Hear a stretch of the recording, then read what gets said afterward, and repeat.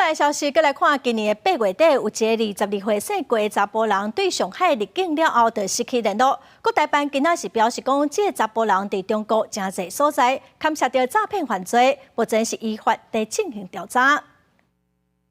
8月27日抵达大陆之后，涉嫌在多地实施诈骗犯罪行为，被有关部门依法调查。目前案件正在侦办中，大陆有关方面严格依法办案，依法保障其合法权益。这个姓郭的查甫人被抓起来了后，中国方面嘛无主动通知哦，咱国的陆委会是非常的不满。也毋过，国台办是表示讲，两岸协议的执行，大家拢知影为虾米会受到影响。另外，最近哦，阁有一个台塑的主管嘛传出讲去中国暂时无法度返来台湾。台塑第19有声明表示讲，这员工会配合中国的调查。国台办今仔嘛指出讲，这人申报无实在，有盗税的嫌疑，嘛长地调查。